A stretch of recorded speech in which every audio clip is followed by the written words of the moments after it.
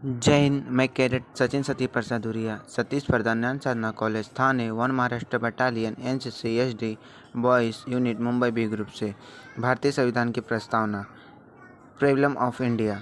किसी भी दस्तावेज की प्रस्तावना उस दस्तावेज का महत्वपूर्ण भाग होती है। इसी प्रकार भारतीय संविधान की प्रस्तावना प्रेबलम ऑफ इंडिया भारतीय संविधान का सबसे महत्वपूर्ण और मुख्य हिस्सा है।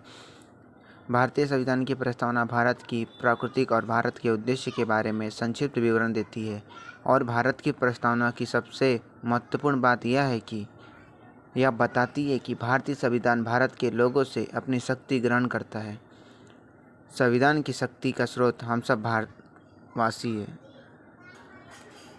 हम भारत के लोग हैं। भारत को एक संपूर्ण प्रभुत्व संपन्न समाजवादी लोकतांत्रिक गणराज्य बनाने के लिए और उसके समस्त नागरिकों को सामाजिक, आर्थिक और राजनीतिक न्याय, विचार, अभिव्यक्ति, विश्वास, धर्म व उपासना की स्वतंत्रता, प्रतिष्ठान और अवसर की समता प्राप्त कराने के लिए तथा उन सब में व्यक्ति की गरिमा और राष्ट्र की एकता तथा अखंडता सुनिश्चित करने वाली बंधुता बढ़ाने के लिए।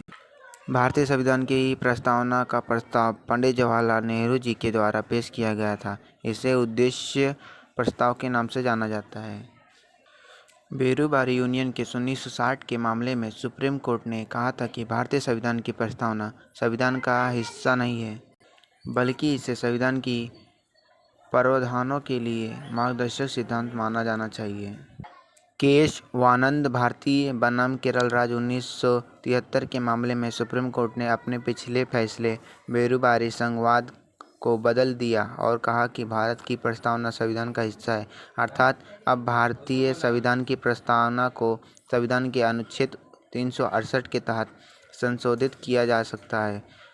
हालांकि ऐसे संविधान संशोधन से संविधान का मूलभूत ढांचा नहीं बदला जा सकता है। भारतीय जीवन बीमा निगम एवं अन्य बनम कंज्यूमर एजुकेशन और रिसर्च एवं अन्य 1955 के मामले में उच्चतम न्यायालय के आदेश अनुसार भारतीय संविधान की प्रस्तावना भारत के संविधान का अभिन्न अंग है।